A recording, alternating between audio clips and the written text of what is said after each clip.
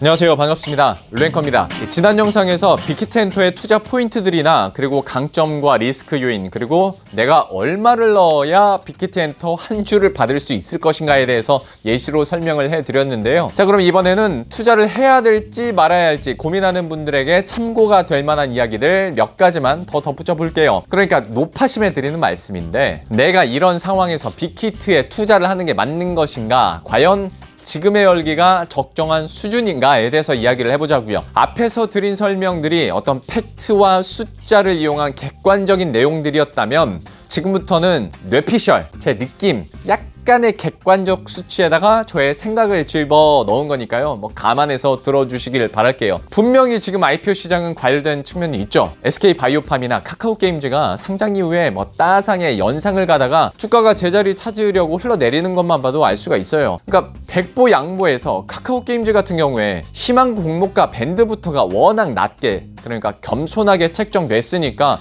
본래의 가치를 찾아가기 위해서 따상의 연상을 갖다 칩시다. 이것도 훨씬 본래 가치보다 많이 올라갔지만, 그런데 빅히트엔터는 공모가 희망 밴드를 산정하는 과정에서부터 고평가 논란이 있었거든요. 그러니까 기업 가치를 평가할 때 그 산정 방식을 엔터 기업에 주로 쓰는 PER이 아니라 그 에비타분의 EV 방식으로 해서 시가총액을 극대화시킨 점도 특이하고요. 이 비교 기업으로 같은 엔터사인 SM을 제외하고 카카오하고 네이버를 집어넣었거든요. 그래서 이걸 두고 기업 가치를 높게 받기 위해서 어떤 동종업종의 유사기업을 제외하고 카카오랑 네이버를 집어넣은 거 아니냐라는 지적이 있긴 있었어요. 그러니까 쉽게 말해서 상대적으로 주가가 높고 시가총액도 크고 높은 PER이 용인되는 네이버와 카카오를 넣어서 어떤 빅히트엔터테인먼트의 가치도 좀 높게 측정을 했다라는 거죠. 물론 네이버와 카카오가 어떤 네이버 뮤직이나 그리고 카카오 뮤직을 통해서 음악 콘텐츠 유통 플랫폼 성격을 물론 가지고 있기도 하고, 또 빅히트엔터도 엔터와 플랫폼 기업으로 사업을 확장하고 있는 건 사실인데, 공모가 산정 기준에 따른 어떤 모호성, 그러니까 뭔가 코에 걸면 코걸이고 귀에 걸면 귀걸이 같은 느낌이 좀 들죠. 때문에 공모가 산정에서부터 좀 고평가 논란이 나온 빅히트엔터라 이 부분도 상장 이후에는 투자자 여러분들이 좀 감안을 하고 주의를 하셔야 되지 않을까 싶어요. 자, 그리고 상장 이후의 흐름도 불확실성이 있기는 마찬가지인데요. SK바이오팜이나 카카오게임즈에서 봤듯이 기대감과 유동성으로 상장 첫날부터 급하게 오른다 하더라도 이후에 그 흐름은 좀 보장할 수가 없어요. 오히려 주가가 제자리 찾는다고 좀 급락이 연이어 나올 가능성도 충분히 있죠. 그도 그럴 것이, 한 가지 요인을 한번 말씀을 드리면, 기관 같은 경우에 그 주식을 우선적으로 배정받기 위해서 특정 기간 동안에 매도를 하지 않기로 약속하는 의무 보유 확약이란 걸 합니다. 그러니까 특정 기간 안에는 내가 이 주식을 매도하지 않겠다라고 약속하는 거예요. SK바이오팜 같은 경우에는 이 의무 보유 확약 비율이 81.2%였고요. 카카오게임즈는 58.6%였습니다. 지난번 카카오게임즈 상장 이후에 그 전망해드리면서 그 보예수 비율이 SK바이오팜에 비해서 낮기 때문에 그만큼 매물이 좀 빨리 나올 가능성이 있다. 그래서 SK바이오팜의 그 3연상까지는 힘들 거다라고 말씀을 드렸는데, 역시나 실제로 그랬잖아요. 그러니까 근데 이번에 빅히트엔터 같은 경우에는 이 의무 보유 확약 비율이 43.9%까지 떨어집니다. 그러니까 의무 보유 확약을 한 기간을 더 상세히 한번 보면 6개월 동안 보유하겠다가 9.7%, 3개월이 8.2%, 1개월이 21.7%, 15일이 4.3%였습니다. 그러니까 딱 봐도 1개월을 확약한 기관이 절대적으로 많죠. 그러니까 이것만 봐도 기관이 이 종목을 그렇게 장기로 가지고 있으려고 하지 않는다는 걸 이런 비율을 통해서 유추해 볼 수 있는 거죠. 자, 그러면 이런 상황에서 개인 투자자들도 어떻게든 좀 객관적인 분석이나 지표를 참고해야 되는 건데, 그 중에 하나로 볼 수 있는 게 증권사의 리포트하고 목표 주가잖아요. 그래서 이걸 한번 확인을 해보자고요. 그런데 빅히트엔터에 대해서 목표 주가가 이게 다 제각각이에요. 사실 요즘 IPO 기업들의 초반 등락폭이 워낙 크고, 또 기업의 밸류 자체를 측정하기가 쉽지 않다 보니까, 또 증권사가 최근에 이런 종목들을 분석해보면 워낙 좀 틀린 경우들이 많다 보니까 보니까 이번 빅히트엔터에 대해서는 아예 목표 주가를 제시하지 않는 증권사도 있고요. 그래서 그런 증권사는 좀 빼고 대표적으로 적정 주가랑 목표 주가를 제시한 증권사의 가격을 한번 알아봤더니 결과적으로 이게 뭔가 도움이 되는 게 아니라 보면 볼수록 더 아리까리해져요. 하나금융투자가 38만 원을 목표 주가로 제시했거든요. 그런데 메리츠종금증권은 16만 원을 제시했네. 그러니까 이거 뭐 테슬라도 아니고 증권사별로 목표 주가가 편차가 너무 크다라는 거죠. 뭐 물론 각 증권사가 목표가를 산정하는 방식이 다르고 또 참고하는 지표도 다르고 또 목표가까지 바라보는 투자 기간도 다르기 때문에 뭐 그럴 수는 있다지만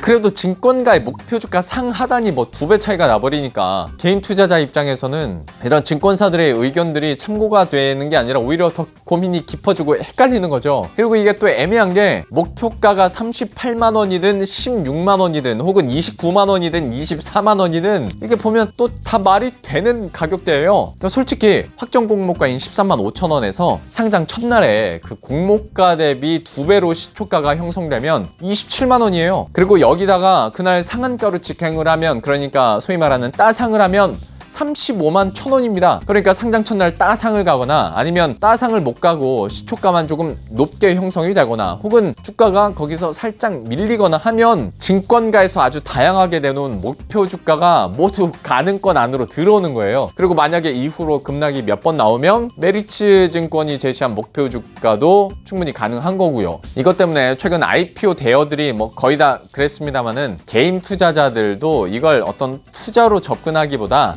청약으로 바짝 먹고 빠지자라는 생각을 하게 될 수밖에 없는 겁니다. 그렇게 투자한 전형적인 사람이 바로 저죠. 수익률 269% 먹고 매도 바로 그냥. 그리고 앞에서 설명을 해드린 것처럼 이게 또 웬만한 현금 부자 아니면 이번에 청약으로 배정을 많이 받기가 워낙 힘드니까 이게 여러모로 좀 현실성이 떨어지는 투자가 돼버린 느낌적인 느낌이 있습니다. 어쨌거나 제 개인적인 생각이고 이건 지극히 뇌피셜이니까 생각이나 의견이 다르다고 너무 열받아 하지 마시고요. 뭐 일각에서 이런 얘기 나오더라 정도로 참고하시면 좋을 것 같네요. 어쨌거나 기대와 우려가 공존하는 빅히트엔터의 상장인데 일단 지금은 어떤 방탄소년단의 영향력에 힘입어서 기대감이 더 큰 게 사실입니다. 빅히트엔터의 공모주 청약을 신청하시려면 일단 NH투자증권하고 한국투자증권, 미래에셋대우, 키움증권 이렇게 4개 증권사 중 한 증권사의 계좌를 갖고 계셔야 하는데요. 최소한. 근데 아마 지난번 카카오게임즈 청약 신청하신 분들이라면 한국투자증권 계좌 트신 분들 있을 테니까 일단 청약 신청 당일에 당황하지 마시고 미리미리 좀 계좌 만들어 놓으시길 바라겠고요. 근데 뭐 신청일이 이틀이나 되니까 당일에 가서 모바일로 계좌 트시고 돈 넣어놔도 되긴 하는데 예습한다는 느낌으로 미리 계좌 터 놓으시고, 그리고 청약 증거금률은 설명드린 대로 50%이고요. 구체적으로 신청하는 방법이나 또 주의사항 그리고 배정을 최대한 많이 받을 수 있는 어떤 방법, 이런 각종 노하우는 제가 이미 그 카카오게임즈 청약하는 방법 그 영상에서 설명을 드렸기 때문에 여기서는 굳이 또 반복하지는 않을게요. 못 보신 분들은 그 해당 영상에서 주어를 카카오게임즈에서 빅히트엔터테인먼트로 바꿔서 들으시면 되니까요. 그리고 그대로 따라 하시면 되니까 큰 어려움은 없을 겁니다. 자, 그럼 이번 청약 노리시는 분들 파이팅 하시고요. 수익도 좀 많이 나시길 바라겠습니다. 참고로 지난번에 그 카카오게임즈에서는 저도 같이 청약을 넣어보고 배정 결과부터 수익 실현 액수까지 영상으로 구체적으로 말씀을 드렸었는데 이번에는 저는 안 할 것 같아요.